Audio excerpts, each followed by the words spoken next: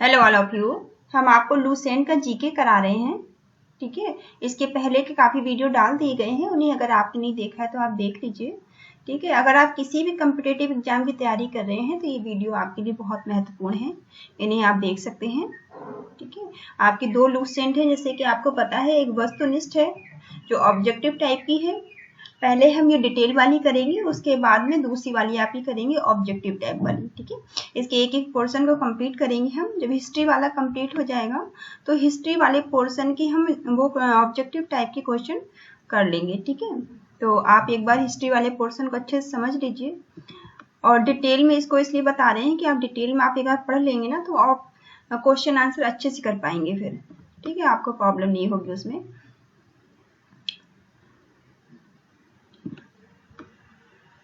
चलिए, ये वैदिक काल हमने कर लिया था इस लास्ट वाले वीडियो में। ठीक है, आज यहाँ से करते हैं महाजनपद। ठीक है, आज हम महाजनपद से करते हैं।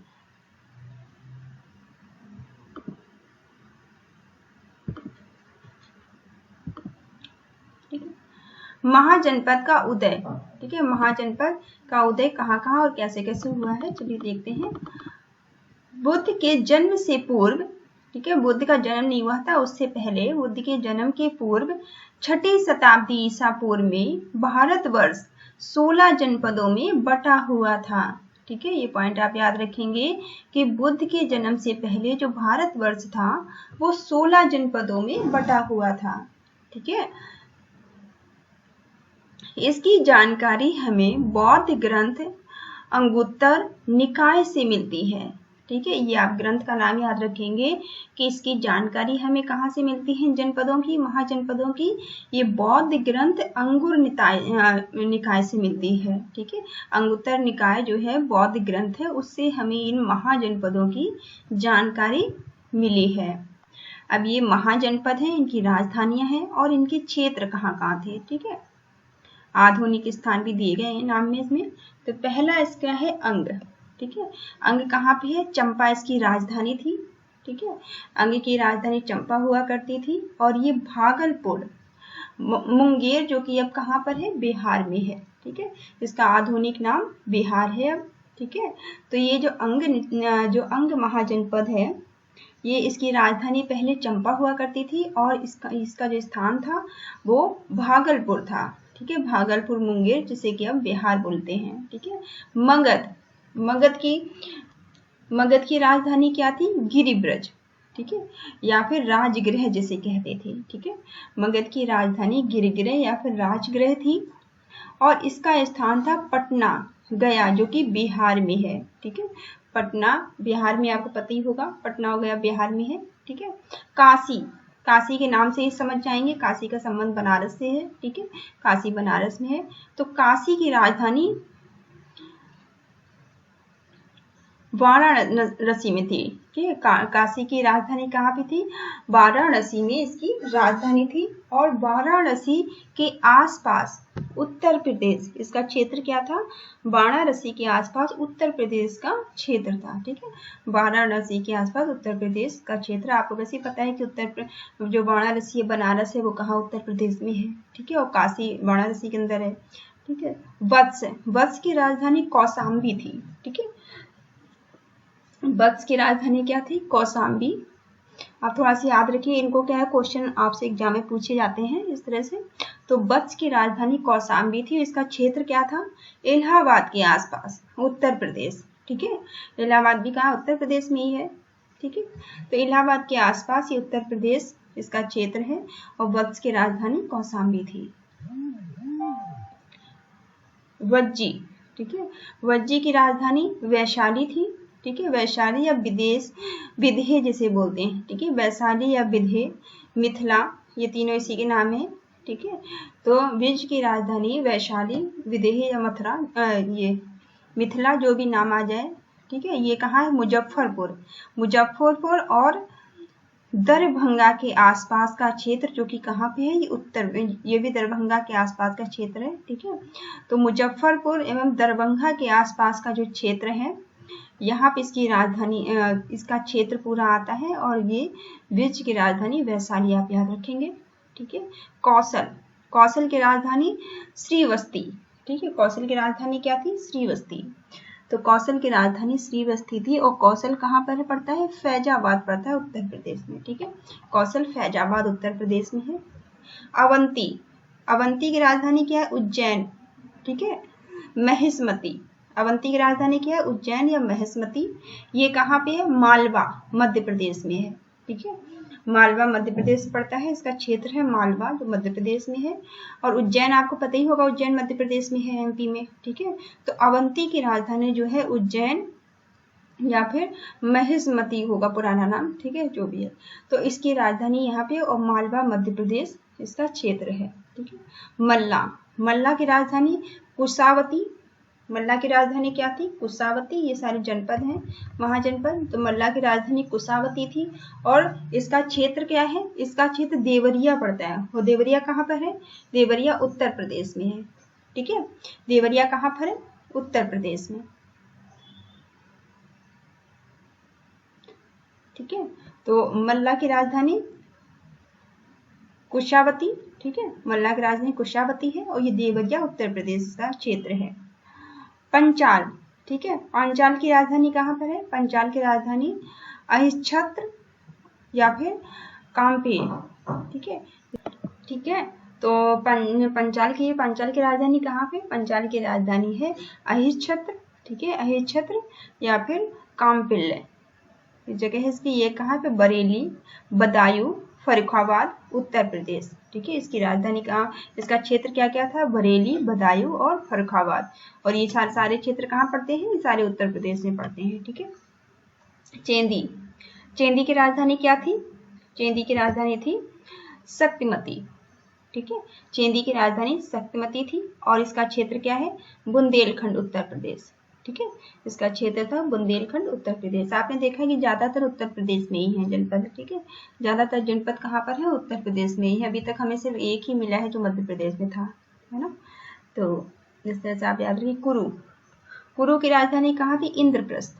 ठीक है, कुरु की राजधानी इंद्रप्रस्थ है, इंद्रप्रस्थ थी और इसका क्षेत्र क्या था? आधुनिक दिल्ली। ठीक है, कुरु की राजधानी इंद्रप्रस्थ थी और ये आधुनिक दिल्ली में आता है। आधुनिक दिल्ली, मेरठ और हरियाणा के कुछ क्षेत्र हैं। ठीक है, कुरु की राजधानी आप थोड़ा याद रखेंगे, कुरु में दिल्ली भी आती है, मेरठ भी आता है और हरियाणा भी आता है। ठीक है, ये सारे क्षेत्र आते हैं कुरु में। मत्स्य, मत्स्य की राजधानी विराटनगर। ठीक है, मत्स्य की राजधानी कहाँ थी? विराटनगर। और मत्स्य कहाँ पर आता है? जयपुर राजस्थान। इसका क्षेत्र है जो है, क्षेत्र इसका क्या है? जयपुर राजस्थान के आसपास का क्षेत्र है। ठीक है, मत्स्य की राजधानी विराटनगर है और इसका क्षेत्र जयपुर के आसपास का है। ठीक है, जयपुर कहाँ है? राजस्थान में है। कंबोज, कंबोज की राजधानी हाटक। ठीक है, कंबोज की राजधानी क्या है? हाटक। थोड़ी सी आपको मेहनत करनी पड़ेगी इनको याद करने के लिए। ठीक है, आप एक बार वीडियो में सुनिए, फिर आप लिख कर देखिए। ठीक है, तो याद हो जाएंगे। कुंभोज की राजधानी हाटक थी। ठीक है, कुंभोज की राजधानी क्या है? हाटक। और कुंभोज का क्षेत्र क्या क्या था इसका? राजौरी एवं हजारा क्षेत्र उत्तर प्रदेश में। ठीक है, ये भी उत्तर प्रदेश का क्षेत्र है, राजौरी और हजारा प्रदेश, जो हजारा क्षेत्र है, राजौरी और हजारा क्षेत्र उत्तर प्रदेश में है। तो इसका क्षेत्र आता है कंबोज का। ठीक है, कंबोज की राजधानी तो हाटक है और इसका क्षेत्र कहाँ पर है? उत्तर प्रदेश का जो राजौरी और हजारा क्षेत्र है वो आता है इसका क्षेत्र। ठीक है, सूरसेन, सूरसेन की राजधानी मथुरा थी। ठीक है, सूरसेन महाजनपद की राजधानी क्या है? मथुरा। और मथुरा तो आपको पता ही उत्तर प्रदेश में है। ठीक है, तो इसका क्षेत्र भी मथुरा ही है, इसका क्षेत्र भी मथुरा है और मथुरा उत्तर प्रदेश में है। ठीक है, तो इसको ऐसे आप याद कर लीजिए। सूरसेन की जो राजधानी थी मथुरा थी और मथुरा, इसका क्षेत्र भी मथुरा ही है जो कि मथुरा उत्तर प्रदेश में आता है। ठीक है, अस्मक, अस्मक की राजधानी क्या थी? पोटली या पोतन। ठीक है, अस्मक की राजधानी पोटली या पोटन है, पोतन है, पोटली या पोतन। अस्मक की राजधानी, अस्मक जो महाजनपद है उसकी राजधानी क्या है? पोटली या पोतक। ठीक है, तो अस्मक महाजनपद है, इसका क्षेत्रफल क्या है? गोदावरी नदी क्षेत्र। ठीक है, गोदावरी नदी क्षेत्र भारत का एकमात्र जनपद, अब ये इंपॉर्टेंट हो जाता है क्योंकि भारत का ये एकमात्र जनपद बता दिया इन्होंने। ठीक है, भारत का एकमात्र ऐसा जनपद है जो गोदावरी नदी क्षेत्र में आता है। ठीक है। गोदावरी नदी क्षेत्र में आता है, इसलिए भारत का एकमात्र ऐसा जनपद है, अस्मक जो है, अस्मक एकमात्र ऐसा जनपद है जो कि गोदावरी नदी क्षेत्र में आता है। ठीक है, और तो अस्मक आप याद कर लीजिए, ये इंपॉर्टेंट हो जाता है। और इसकी राजधानी क्या है अस्मक महाजनपद की? पोटली या पोतन, जो भी है, आप एग्जाम में कैसे दिया जा सकता है। ठीक है। गांधार, गांधार इस तरह का आपको याद ही हो जाएंगे, जो कुछ कहीं आप पढ़े या देखे होंगे पहले आपने, तो जल्दी याद हो जाएंगे आपको। ठीक है, तो गांधार, गांधार नरेश बहुत बार टीवी में सीरियल आते रहते हैं ना, धार्मिक उनमें आते रहते हैं। तो गांधार, गांधार तक्षशिला, गांधार जो महाजनपद है इसकी राजधानी कहाँ थी? तक्षशिला। ठीक है, गांधार महाजनपद की राजधानी तक्षशिला में थी। और इसका क्षेत्रफल क्या है? इसका क्षेत्रफल है रावलपिंडी और पेशावर। ठीक है, रावलपिंडी और पेशावर ये कहाँ है? पाकिस्तान में। अब देखिए ये भी बाकी सारे हमने देखा कि ज्यादातर क्या थे? उत्तर प्रदेश में आए थे। ठीक है, ज्यादातर उत्तर प्रदेश में थे, एक दो ही थे जो इधर उधर थे। एक हरियाणा दिल्ली मेरठ के आसपास आ गया था जो इंद्रप्रस्थ था, कुरु की राजधानी, और एक एमपी में आ गया था, मध्य प्रदेश में। बाकी इसमें हमने ज्यादातर देखे, ज्यादातर उत्तर प्रदेश में है। ठीक है, और आपको उत्तर प्रदेश तैयारी करे तो आपको विशेष करके उत्तर प्रदेश वाले याद कर लेने चाहिए। ठीक है, और गांधार तक्षशिला ये भी इम्पोर्टेंट इसलिए हो जाता है क्योंकि ये पाकिस्तान में है। ठीक है, तो गांधार जो है, गांधार की राजधानी तक्षशिला है, और गांधार महाजनपद की, और कहाँ पर? ये पाकिस्तान के पेशावर। ठीक है, रावलपिंडी, पेशावर रावलपिंडी में ये है, इसका क्षेत्रफल आता है जो। ठीक है, और गोदावरी वाला इसलिए इम्पोर्टेंट हो जाता है अस्मक, क्योंकि ये गोदावरी नदी क्षेत्र में आता है। ये एकमात्र ऐसा जनपद है भारत में जो गोदावरी नदी क्षेत्र में आता है। ठीक है, तो अस्मक को आप याद कर लीजिए, पोटली पोतन इसकी राजधानी है। ठीक है, और सूरसेन, सूरसेन की राजधानी मथुरा थी, इसका क्षेत्र भी मथुरा ही है। ठीक है, कंबोज की राजधानी क्या है? हाटक है, और राजौरी और हजारा क्षेत्र है इसका, जो उत्तर प्रदेश में है। ठीक है, एक इसमें आया था जो राजस्थान में, ये राजस्थान वाला भी एक ही मिला है।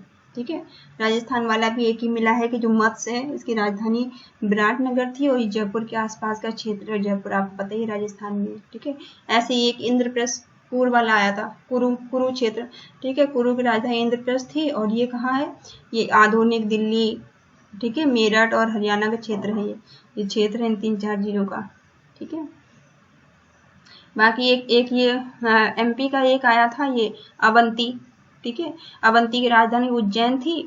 ठीक है, अवंती जो महाजनपद, उसकी राजधानी क्या है? उज्जैन। और महेशवती या उज्जैन इसकी राजधानी थी, और इसका क्षेत्र क्या है? मालवा, मध्य प्रदेश। ये एक मध्य प्रदेश वाला आया था। जो अलग अलग वाले हैं सबसे पहले तो आप उन्हें याद कर लीजिए। ठीक है, और बाकी का फिर उत्तर प्रदेश में जितने हैं उनके उत्तर प्रदेश के फिर आप नाम याद करिए उनके। ठीक है, देखिए बाकी 1-2 बिहार में आए थे, 2 स्टार्टिंग वाले बिहार में। देखिए चंपा, अंग की राजधानी इसकी चंपा थी। ये भागलपुर, मुंगेर बिहार में था। ठीक है, ये 2 बिहार वाले। मगध तो वैसे ही आपको याद पता ही होगा कि मगध बिहार में। ठीक है, मगध गिरिब्रज या राजगृह इसकी राजधानी थी।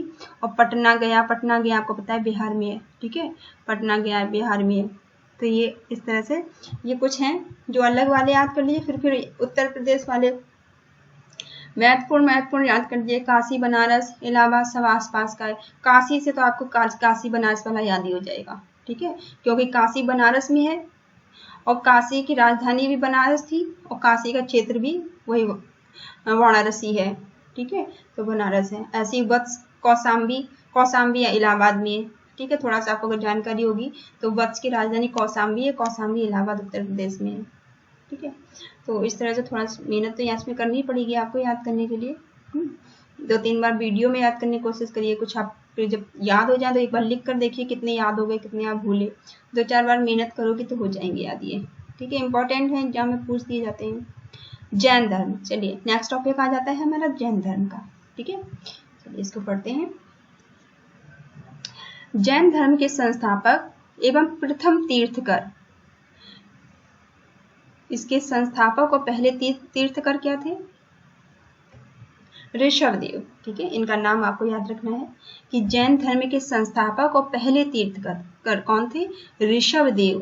ठीक है, ऋषभ देव का नाम आप याद कर लीजिए कि जैन धर्म का नाम आते ही आपकी जुबान पर ऋषभ देव नाम होना चाहिए। ठीक है, जैन धर्म के संस्थापक और तीर्थकर कौन थे? ऋषभ देव थे। ठीक है, ऋषभ देव इसके तीर्थकर थे और संस्थापक थे। दूसरा है जैन धर्म में 23 तीर्थकर। ठीक है, जैन धर्म में 23 जो तीर्थकर थे वो 23 थे। पार्श्वनाथ थे। ठीक है, जैन धर्म जो था, जैन धर्म में 23वें तीर्थकर कौन थे? पार्श्वनाथ थे। ये आपको याद रखना है कि जैन धर्म के 23वें तीर्थकर जो थे वो पार्श्वनाथ थे। ठीक है, पार्श्वनाथ नाम आप याद रखिए। ये पार्श्वनाथ कौन थे? 23वें तीर्थकर थे जैन धर्म के, जो काशी के इक्ष्वाकु वंशीय राजा अश्वसेन के पुत्र थे। किसके पुत्र थे ये? अश्वसेन के पुत्र थे। अश्वसेन राजा थे काशी के। काशी आपको पता है कहाँ है? काशी बनारस में है। ठीक है, और ये इक्ष्वाकु वंश से थे। ठीक है, अश्वसेन के राजपुत्र थे ये।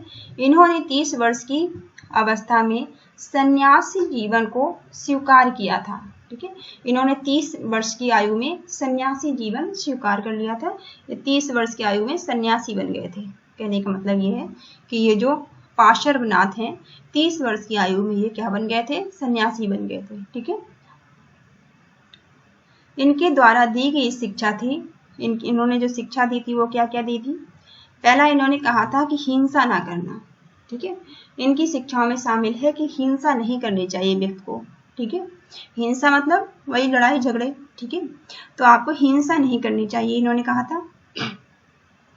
दूसरा इन्होंने कहा था सदा सत्य बोलना चाहिए। इनका कहना था ही सही सही बोलिए। ठीक है, हमेशा सही बोलिए, कुछ भी हो आपको सत्य ही बोलना है। ठीक है, आपको कोई गलत काम नहीं करना है, हिंसा नहीं करनी है और आपको सही बोलना है। ठीक है, जो इंसान गलत काम नहीं करेगा वो उसे सत्य बोलने में कोई दिक्कत है ही नहीं। ठीक है, जो वैसे भी सही रास्ते पे हो वो सही आराम से बोल सकता है, उसे झूठ की जरूरत ही नहीं है। ठीक है, तो जो इंसान हिंसा नहीं करेगा, गलत काम नहीं करेगा, वो सत्य आसानी से बोल लेगा। तो इनका कहना था कि जो हिंसा करनी नहीं है, गलत काम करने नहीं है और सही बोलना है हमेशा। ठीक है, चोरी ना करना। इनका कहना था जब चोरी नहीं करनी है। ठीक है, जो इंसान गलत काम नहीं करेगा, चोरी नहीं करेगा, उसे सही बोलने में क्या दिक्कत है? उसके पास झूठ बोलने के लिए कुछ होता ही नहीं है। ठीक है, तो इनके और चौथा इनका क्या था? संपत्ति ना रखना। इनका कहना था कि संपत्ति नहीं रखनी चाहिए। तो जो इंसान सन्यासी है, जो इंसान ना झूठ बोल रहा है, ना चोरी कर रहा है और जो एक सन्यासी जैसा जीवन व्यतीत कर रहा है, उसे किसी संपत्ति की भी जरूरत नहीं है। ठीक है, तो इनका कहना था कि हिंसा नहीं करनी चाहिए, सदा सत्य बोलना चाहिए, चोरी नहीं करनी चाहिए और संपत्ति नहीं रखनी चाहिए। ठीक है, तो ये इनका कहना है। तो इन्होंने ये शिक्षाएं दी हैं, ये 4 शिक्षाएं आप याद रखेंगे कि जो पार्श्वनाथ थे इन्होंने क्या क्या शिक्षाएं दी थी? हिंसा नहीं करनी है, सदा सत्य बोलना है, चोरी नहीं करनी है और संपत्ति नहीं रखनी है। ठीक है, सारी कहानी इन्होंने खत्म कर दी 4 बातों में। तो इसके बाद बचते ही क्या है? कुछ नहीं है ना। नेक्स्ट है महावीर स्वामी। ठीक है, महावीर स्वामी जैन धर्म के 24वें तथा अंतिम तीर्थकर थे। इंपॉर्टेंट हो जाता है। ठीक है, जो महावीर स्वामी थे वो जैन धर्म के 24वें और अंतिम तीर्थकर थे। ठीक है, फर्स्ट कौन थे? जिन्होंने संस्थापना की थी, और पहले तीर्थकर जो थे ऋषभ देव थे और आखिरी कौन थे? महावीर स्वामी। ठीक है, पहले ऋषभ देव थे और आखिरी कौन थे? महावीर स्वामी। याद रखेंगे आप। 23 में आपको इसलिए याद रखना है क्योंकि उन्होंने कुछ इन्होंने शिक्षाएं दी हैं। ठीक है, तो पार्श्वनाथ जो 23 में थे इन्होंने कुछ शिक्षाएं वगैरह दी हैं और ये राजा के पुत्र थे लेकिन फिर भी इन्होंने संन्यास ले लिया। ठीक है, तो इस वजह से। फिर फोर्थ है महावीर का जन्म 540 ईसा पूर्व में हुआ था। ठीक है, जो महावीर थे इनका जन्म कब हुआ है? 540 ईसा पूर्व में इनका जन्म हुआ है। इनका जन्म हुआ कहाँ है? कुंडल ग्राम वैशाली में। इनसे बहुत सारे क्वेश्चन आते हैं। ठीक है, महावीर से बहुत सारे क्वेश्चन आते हैं। तो इनका जन्म कहाँ पर हुआ था? कुंडल ग्राम कहाँ है? वैशाली में। ठीक है, वैशाली के कुंडल ग्राम में इनका जन्म हुआ था। इनके पिता का नाम सिद्धार्थ था। ठीक है, इनके जो पिता थे उनका नाम सिद्धार्थ या ज्ञात्रक कुल से थे ये। ठीक है, ये किस कुल से थे? ज्ञात्रक कुल से थे ये। के जो ज्ञात्रप कुल थे उनके सरदार थे। ठीक है, इनके पिता का नाम, महावीर स्वामी के पिता का नाम जो था वो सिद्धार्थ था, और वो ज्ञात्रप कुल के सरदार हुआ करते थे उस टाइम। ठीक है, इनकी जो माता थी इनका नाम त्रिशला था। ठीक है, इनकी माता का नाम क्या था? त्रिशला था, जो लिच्छवनी नरेश चेटक की बहन थी। ठीक है, लिच्छवनी नरेश चेटक की ये बहन थी। महावीर स्वामी की पत्नी का नाम यशोदा था।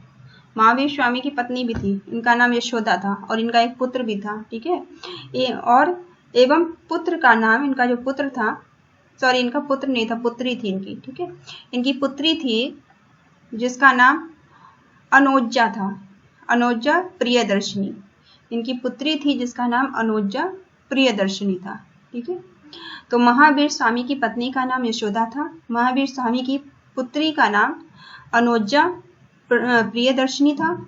ठीक है, और इनकी माता का नाम त्रिशला था। त्रिशला लिच्छवी राजा चेटक की वो बहन थी। ठीक है, और सिद्धार्थ इनके पिता का नाम था, जो कि ज्ञात्रप कुल के सरदार थे। ठीक है, इतनी सी बात आप याद रखेंगे। और महावीर स्वामी 24वें और आखिरी तीर्थकर थे। ठीक है, ये बात। नेक्स्ट पॉइंट है इसका, महावीर स्वामी के बचपन का नाम वर्धमान था। ठीक है, महावीर स्वामी के जो बचपन का नाम क्या था? वर्धमान था। पूछा जा सकता है आपसे कि महावीर स्वामी के बचपन का क्या नाम था, तो महावीर स्वामी के बचपन का नाम वर्धमान था। इन्होंने 30 वर्ष की उम्र में माता पिता की मृत्यु के पश्चात अपने बड़े भाई नंदीवर्धन, ठीक है, इनके बड़े भाई नंदीवर्धन थे, नंदीवर्धन से अनुमति लेकर संन्यास जीवन को स्वीकार किया था। ठीक है, ये 30 वर्ष के थे जब इनके माता पिता का देहांत हो गया था। तो इन्होंने अपने माता पिता के देहांत के बाद अपने बड़े भाई नंदीवर्धन से आज्ञा ली, अनुमति ली, और इन्होंने संन्यास जीवन को स्वीकार कर लिया, सब कुछ छोड़ दिया, इन्होंने सन्यासी बन गए। ठीक है, 12 वर्षों की कठिन तपस्या के बाद महावीर को जृंभिक के समीप, ठीक है, इन्हें ऋजुपालिका नदी के तट पर साल वृक्ष के नीचे तपस्या करते हुए संपूर्ण ज्ञान का बोध हुआ था। ठीक है, कौन सा वृक्ष था? साल वृक्ष था। ठीक है, जंभिक के समीप, ये नाम आप याद रखेंगे, जंभिक के समीप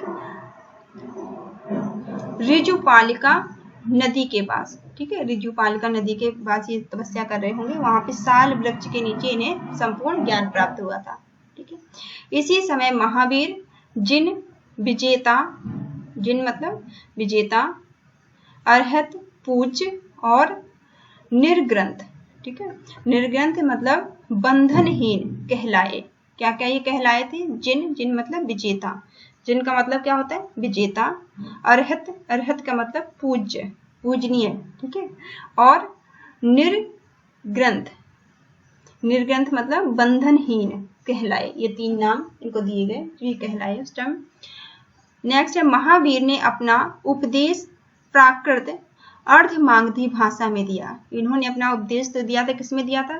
प्राकृत, जिसे अर्धमागधी कहते हैं। इन्होंने अपना उपदेश जो दिए हैं, इन्होंने अपने उपदेश दिए हैं, तो उपदेश जो इन्होंने दिए हैं प्राकृति या अर्धमागधी में दिए हैं, ये बात आप याद रखेंगे। अर्धमागधी प्राकृति में इन्होंने अपने उपदेश दिए हैं। महावीर के प्रथम अनुयायी उनके दामाद प्रियदर्शनी के पति जामिल बने। ठीक है, जो महावीर थे, इनके जो सबसे पहले जो इनके अनुयायी थे वो इन्हीं के दामाद थे। इनके दामाद जो इनकी पुत्री थी प्रियदर्शनी, इनके पति जामिल थे। ठीक है, जामिल बने। नेक्स्ट है, प्रथम जैन भिक्षुक नरेश दधिवाहन की पुत्री चंपा थी। ठीक है, जो प्रथम जैन भिक्षुण थे, जो पहले जैन भिक्षुण थे, नरेश थे, जैन भिक्षुण नरेश दधिवाहन, ठीक है, दधिवाहन की पुत्री चंपा थी।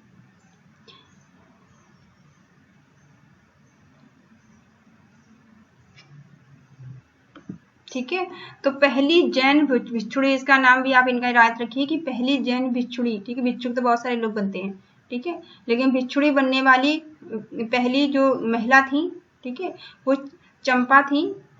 ये एक राजा थे, उनकी पुत्री थी। ठीक है, दूसरा है महावीर ने अपने शिष्यों को 11 गणधरों में विभाजित किया था। ठीक है, महावीर ने अपने जो इनके शिष्य थे इनको 11 गणधरों में विभाजित किया था। आपसे पूछा जा सकता है महावीर ने अपने शिष्यों को कितने गणधरों में विभाजित किया है, तो आप क्या बताएंगे? 11 गणधरों में इन्होंने इसको विभाजित किया है। ठीक है, तो महावीर ने अपने शिष्यों को 11 गणधरों में विभाजित किया है। आर्य सुधर्मा, ठीक है, आर्य सुधर्मा जो थे, आर्य सुधर्मा अकेला ऐसा गंधर्व था। ठीक है, आर्य सुधर्मा अकेला ऐसा गंधर्व था जो महावीर की मृत्यु के बाद भी जीवित रहा। ठीक है, जो जैन धर्म का प्रथम थेरा या मुख्य उपदेशक था हुआ। ठीक है, जैन धर्म का थेरा या मुख्य उपदेशक जो हुआ है वो एकमात्र ये पहला जो आर्य सुधर्मा था, आर्य सुधर्मा अकेला ही ऐसा था जो महावीर स्वामी की मृत्यु के बाद भी जीवित रहा। बाकी सब इनसे पहले ही मर गए थे। ठीक है, कहने का मतलब ये सब जो भी इनके थे सब पहले ही मर लिए, सारे पहले सबकी डेथ हो गई। तो अकेला ये आर्य सुधर्मा था जो बचा रहा इनकी मृत्यु के बाद भी। ठीक है, इनकी मृत्यु के बाद जो जीवित रहा और जैन धर्म का पहला थेरा या मुख्य उपदेशक हुआ। और जैन धर्म का पहला थेरा या मुख्य उपदेशक ये हुआ। लगभग 300 ईसा पूर्व में मगध में 12 वर्ष का भीषण अकाल पड़ा, जिसके कारण अब 300 ईसा पूर्व में जो मगध है इसमें 12 वर्ष का भीषण अकाल पड़ा था। ठीक है, जिसके कारण भद्रबाहु, ठीक है, जिसके कारण जो भद्रबाहु हैं, भद्रबाहु ने अपने शिष्य सहित कर्नाटक चले गए। जो भद्रबाहु थे वो अपने शिष्यों सहित कहाँ चले गए? ये कर्नाटक चले गए। ठीक है, किंतु कुछ अनुयायी स्थूलभद्र के साथ मगध में ही रुक गए। लेकिन कुछ अनुयायी ऐसे भी थे जो स्थूलभद्र के साथ, स्थूलभद्र नाम याद रखेंगे आप, स्थूलभद्र के साथ ही मगध में ही रुके रहे। भद्रबाहु ने वापस लौटने पर मगध के साधुओं से उनका गहरा मतभेद हुआ। जब भद्रबाहु जब वापस लौटे हैं मगध, तो वहां के जो साधु थे उनसे उनका काफी भारी मतभेद हो गया। ठीक है, जिसके परिणाम स्वरूप जैन मत था वो श्वेतांबर एवं दिगंबर नामक संप्रदाय में बट गया। ठीक है, अब इसके बाद क्या हुआ? जो जैन धर्म था 2 पार्ट में डिवाइड हो गया। ठीक है, कहने का मतलब ये है कि इसके बाद क्या हुआ? जो जैन धर्म था 2 पार्ट में डिवाइड हो गया, श्वेतांबर और दिगंबर। ठीक है, श्वेतांबर और दिगंबर में ये जैन धर्म जो था 2 पार्ट में से डिवाइड कर दिया गया, 2 पार्ट में ये डिवाइड हो गया। ठीक है, स्थूलभद्र के शिष्य श्वेतांबर, जो स्थूलभद्र थे इनके शिष्य क्या कहलाए? श्वेतांबर कहलाए। स्थूलभद्र कौन थे? जो कि मगध में रुक गए थे, मगध छोड़ के जो नहीं गए थे अकाल के पश्चात में अकाल पड़ा हुआ था तब भी वो मगध में ही रुके थे, मगध छोड़ के नहीं गए थे। ठीक है, तो स्थूलभद्र के शिष्य क्या कहलाए? श्वेतांबर कहलाए। ठीक है, श्वेत वस्त्र धारण करने वाले, श्वेतांबर मतलब जो लोग श्वेत वस्त्र धारण करते हैं, रेशमी पीले वस्त्र धारण करते हैं। ठीक है, एवं भद्रबाहु। अब भद्रबाहु कौन थे? जो अकाल पड़ा था मगध में तो ये मगध छोड़ के भाग गए थे। ठीक है, कहने का मतलब ये जब अकाल पड़ा मगध में ये मगध छोड़ के चले गए थे। ठीक है, जो भद्रबाहु थे, भद्रबाहु के शिष्य दिगंबर कहलाए। ठीक है, तो भद्रबाहु के शिष्य दिगंबर कहलाए, जो नग्न रहने वाले थे, कपड़े नहीं पहनते थे। ठीक है, जो कपड़े नहीं पहनते हैं वो भद्रबाहु कहलाते हैं। ठीक है, तो भद्रबाहु के जो शिष्य थे वो क्या कहलाए? दिगंबर कहलाए। ठीक है, नग्न रहने वाले। तो आप इन्हें याद रख सकते हैं कुछ तुकबंदी से। जैन धर्म के त्रिरत्न हैं। ठीक है, जैन धर्म कितने रत्न हैं? जैन धर्म के त्रिरत्न हैं। सम्यक दर्शन, ठीक है, सम्यक दर्शन, सम्यक ज्ञान, सम्यक आचरण। इनके 3 रत्न क्या है? सम्यक दर्शन, सम्यक ज्ञान और सम्यक आचरण। ठीक है, थोड़ा सा आप ध्यान से याद करिए, याद हो जाएंगे। सम्यक दर्शन, सम्यक ज्ञान, सम्यक आचरण। ठीक है, ये जैन धर्म के 3 क्या है? रत्न है। ठीक है, त्रिरत्न है इनके। त्रिरत्न के इनके जो त्रिरत्न हैं, त्रिरत्न के अनुशीलन में निम्न 5 महाव्रतों का पालन अनिवार्य है। अब इनके जो त्रिरत्न है इसमें 5 महाव्रत दिए गए हैं जिनका पालन करना अनिवार्य है। क्या क्या है इनके त्रिरत्न है, इनमें व्रत का जो दिए गए हैं उसका पालन करना अनिवार्य है। तो 5 व्रत क्या क्या है देख लेते हैं।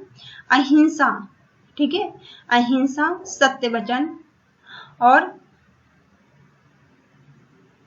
अस्तेय, अपरिग्रह और ब्रह्मचर्य, ठीक है, इनके ये 5 जो हैं व्रत हैं, ठीक है। अहिंसा, सत्य वचन, अस्तेय, अपरिग्रह और ब्रह्मचर्य, इनके ये 5 क्या हैं, इनके व्रत हैं, ठीक है।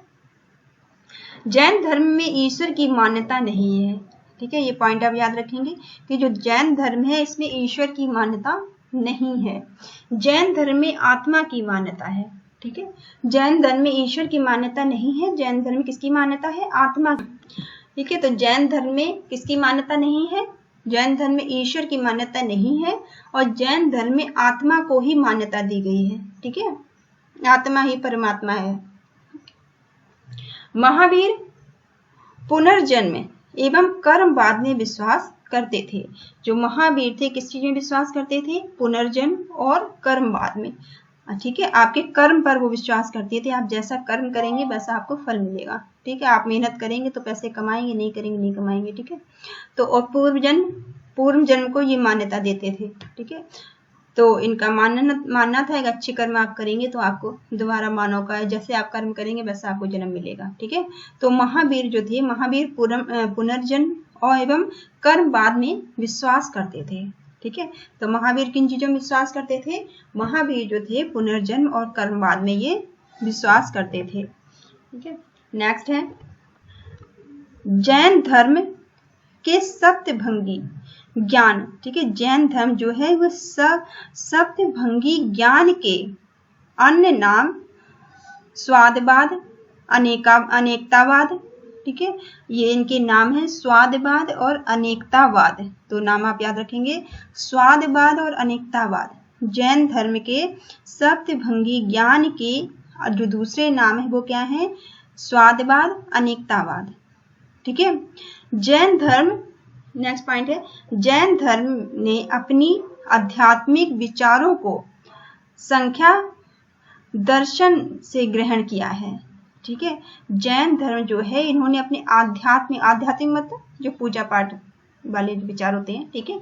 तो आध्यात्मिक, इन्होंने जैन धर्म ने अपने आध्यात्मिक विचारों को, ठीक है, सांख्य दर्शन से ग्रहण किया है, ठीक है। सांख्य दर्शन से इन्होंने से ग्रहण किया है। जैन धर्म मानने वाले कुछ राजा थे, ठीक है। अब जैन धर्म को मानने वाले कुछ राजा भी थे, जैसे उदयन, ठीक है। उदयन जो राजा थे वो जैन धर्म को मानते थे, ठीक है। वंद राजा, ठीक है, जो वंद राजा थे ये भी जैन धर्म को नाम मानते थे। चंद्रगुप्त मौर्य को नाम आपने सुना होगा, ठीक है। चंद्रगुप्त मौर्य जो थे जैन धर्म के अनुयायी थे। और कलिंग नरेश खारवेल, कलिंग नरेश जो खारवेल थे ये भी जैन धर्म को मानते थे, ठीक है। और राष्ट्रकूट राजा अम्होगवर्ष, ठीक है, राजकूट राजा जो थे अम्होगवर्ष ये भी जैन धर्म को मानते थे। चंदेल राजा, चंदेल जो शासक थे ये भी जैन धर्म को मानते थे, ठीक है। ये सारे जो राजा हैं जैन धर्म को मानने वाले राजा थे। कौन कौन से राजा हो गए, उदयन, ठीक है, वंदराज, चंद्रगुप्त मौर्य, कलिंग नरेश खारवेल, राष्ट्रकूट राजा, अम्होगवर्ष, चंदेल शासक, ठीक है, ये सब जैन धर्म को मानते थे। ये ऊपर वाला थोड़ा देख लेते हैं, इधर क्या दिया हुआ है, ये मुख्य जैन तीर्थकर और उनकी प्रतीक चिन्ह, ठीक है। जो जैन तीर्थकर उनके प्रतीक चिन्ह देख लेते हैं। जैन तीर्थकर के नाम एवं क्रम प्रतीक चिन्ह, ठीक है, देखते हैं। ऋषभदेव, ऋषभदेव जो है पहले तीर्थकर थे, ठीक है। प्रथम तीर्थकर कौन थे, ऋषभदेव, ठीक है, जैन धर्म के। और इनका प्रतीक क्या था, षाढ़, इनका प्रतीक था षाढ़, ठीक है। अजित और अजितनाथ, अजितनाथ द्वितीय जैन धर्म के द्वितीय थे, ठीक है। और इनका प्रतीक क्या था, इनका चिन्ह था हाथी, ठीक है। संभल तृतीय थे, इनका प्रतीक क्या था, घोड़ा, ठीक है। संपार्श्व ये 7वें थे, ठीक है। सप्तम मतलब 7वें थे, इनका प्रतीक था स्वास्तिक, ठीक है। 3 के बाद बाकी के शायद पता ही नहीं होंगे या लिखे नहीं है, ठीक है। तो संपार्श्व 7वें थे, इनका स्वास्तिक चिन्ह था, ठीक है। शांति 16वें थे, शांति 16 ऐसे याद कर लीजिए, ठीक है। शांति 16 और संपार्श्व सत्य, ठीक है। इस तरह से याद कर लीजिए तुकबंदी से। तो शांति 16वें थे, इनका हिरण इनका प्रतीक था, ठीक है। और नामी जो थे वो 21वें थे, नामी 21वें थे और इनका प्रतीक क्या था? नीलकमल, नामी नीलकमल प्रतीक था, ठीक है। और अरिष्ट नेमी 22वें थे, तीर्थकर थे, इनका प्रतीक क्या था? शंख, ठीक है। पाशर्व 23वें थे, इनका प्रतीक सांप था, ठीक है। और महावीर स्वामी आपको पता ही है 24वें और आखिरी सिंह। तो पहला और आखिरी तो आपको याद ही रखना है, ठीक है। पहला और आखिरी तो मोस्ट इंपॉर्टेंट है, जो आपको याद रखना है, ठीक है। बाकी फिर जितने आपको याद हो जाएं वो आप कर लीजिए, जो मेन आपको जितने याद हो जाते हैं, ठीक है। पहला और आखिरी तो आपको बिल्कुल रटा होना चाहिए। जो दो जो जैन तीर्थकर ऋषभदेव और अरिष्ट नेमी के नामों का उल्लेख ऋग्वेद में मिलता है। अब देखिए इनका नाम जो है ऋग्वेद में मिलता है, इसलिए आपके लिए ये भी इंपॉर्टेंट हो जाते हैं, ठीक है। तो ऋषभदेव जो थे, ऋषभदेव और अरिष्ट नेमी, इनका नाम कहाँ पर मिलता है? ये 2 ऐसे तीर्थकर हैं जिनका नाम ऋग्वेद में मिला है, ठीक है। अरिष्ट नेमी को भगवान कृष्ण के निकट संबंधी माना जाता है। लीजिए अब तो इनका नाम और भी आपके लिए इंपॉर्टेंट हो गया है, ठीक है। तो ये 2 नाम भी आपको याद रखने हैं, क्योंकि इनका उल्लेख ऋग्वेद में एक तो किया गया है, और अरिष्ट नेमी जो हैं ये भगवान कृष्ण के संबंधी माने जाते हैं, ठीक है। तो इनके नाम और इनके प्रतीक आपको याद होने चाहिए, तो ये आप अच्छे से याद कर लेना, ठीक है। तो अरिष्ट नेमी कौन थे देख लेते हैं एक बार फिर से। तो ये रहे अरिष्ट नेमी जो हैं, ये इनका प्रतीक क्या था? शंख, और ये 22वें थे, ये 22वें तीर्थकर थे, ठीक है। अरिष्ट नेमी जो थे, अब आप भगवान कृष्ण से याद करिए कि भगवान कृष्ण के पास भी क्या रहता था? शंख रहता था, और अरिष्ट नेमी का संबंध भगवान कृष्ण से है, ठीक है। भगवान कृष्ण के संबंधी माने जाते थे, और इनका नाम भी इनका कहाँ मिला है? ऋग्वेद में मिला है, ठीक है। तो ऐसे आपको याद हो जाएगा, अरिष्ट नेमी 22वें तीर्थकर थे, ठीक है। चलिए नेक्स्ट पॉइंट है, मयूर के गंग वंश के मंत्री चामुंड के प्रोत्साहन से कर्नाटक के श्रवणबेलगोला में 10वीं शताब्दी के मध्य भाग में विशाल बाहुबली की मूर्ति, जो गोमतेश्वर की मूर्ति कही जाती है, ठीक है। विशाल बाहुबली की मूर्ति जिसे गोमतेश्वर की मूर्ति कहा जाता है, गोमतेश्वर की मूर्ति का निर्माण किया गया, ठीक है। श्रवणबेलगोला, ठीक है, आप ये नाम याद रखिए, श्रवणबेलगोला में 10वीं शताब्दी में, ठीक है। श्रवणबेलगोला में 10वीं शताब्दी के मध्य में, ठीक है, 10वीं शताब्दी के बीच में एक विशाल बाहुबली की मूर्ति का निर्माण हुआ है, जिसे गोमतेश्वर की मूर्ति भी कहा जाता है, ठीक है। किसने करवाया है? मयूर के गंग वंश के मंत्री, ठीक है।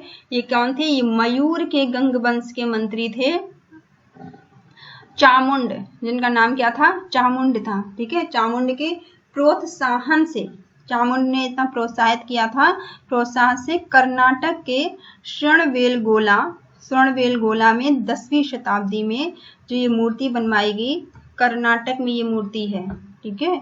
बाहुबली की मूर्ति, जिसे गोमतेश्वर के नाम से जाना जाता है, इसे आप याद रखेंगे। नेक्स्ट पॉइंट है, खुजराहो में जैन मंदिर, इंपॉर्टेंट है ये पॉइंट।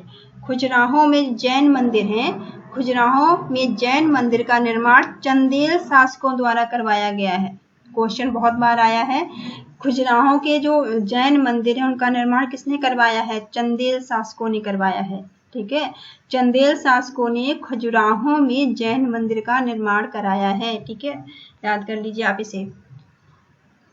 मौर्योत्तर युग में मथुरा जैन धर्म का प्रसिद्ध केंद्र था। ठीक है, मौर्योत्तर युग में, ठीक है, मौर्योत्तर युग में जो मथुरा है वो जैन धर्म का प्रसिद्ध केंद्र हुआ करता था। मथुरा कला का संबंध जैन धर्म से है।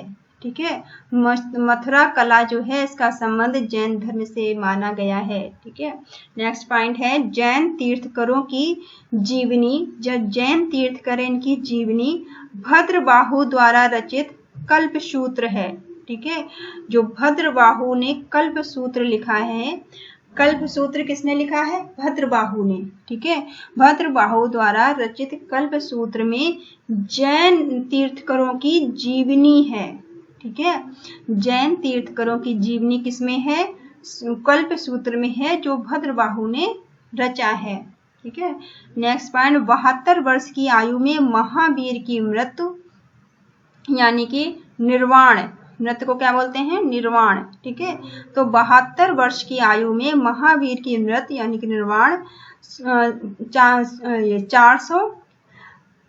468 ईसा पूर्व। ठीक है, 468 ईसा पूर्व में बिहार राज्य के पावापुरी, बिहार राज्य के पावापुरी जिसे राजगीर कहते हैं, ठीक है, में हुई थी। ये पॉइंट आप याद रखेंगे कि 72 वर्ष की आयु में महावीर जो थे, महावीर स्वामी थे, इन्होंने क्या किया? निर्वाण लिया। निर्वाण, मृत्यु मत याद रखिए, निर्वाण याद रखिए, क्योंकि निर्वाण करके क्वेश्चन आता है, मृत्यु करके नहीं आता। ठीक है, तो निर्वाण का मतलब मृत्यु होता है, लेकिन निर्वाण करके क्वेश्चन बनता है। ठीक है, तो निर्वाण का मतलब ही नहीं पता होगा तो आप आंसर नहीं कर पाएंगे। ठीक है, तो 468 ईसा पूर्व में बिहार का कौन सा स्थान था?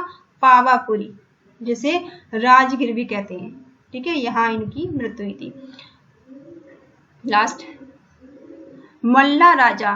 ठीक है, मल्ला राजा सृष्टिपाल, जो मल्ला राजा सृष्टिपाल के राज प्रसाद में महावीर स्वामी की निर्वाण प्राप्त हुआ। महावीर स्वामी को निर्वाण कब प्राप्त हुआ था? क्योंकि जो मल्ल राजा थे, मल्ल राजा ने इनको प्रसाद दिया था, इनका प्रसाद खा के इनकी मृत्यु हो गई थी। सिंपल शब्द में याद रखिए। ठीक है, जो मल्ला राजा थे इन्होंने प्रसाद दिया था महावीर स्वामी को खाने के लिए, तो महावीर स्वामी ने मल्ला राजा सृष्टिपाल का प्रसाद खाकर इनको मृत्यु प्राप्त हुई थी, इनको निर्वाण प्राप्त हुआ था। ठीक है, इतनी बात आप याद रखेंगे। चलिए इसको यहीं खत्म करते हैं, बहुत बड़ा वीडियो हो रहा है। नेक्स्ट बौद्ध धर्म से नेक्स्ट वीडियो में करेंगे। ठीक है, thank you all of you, thank you for watching. आप मेरे चैनल को लाइक करिए, शेयर करिए, सब्सक्राइब करिए। ठीक है, और अपने दोस्तों में भी शेयर करिए। Thank you all of you.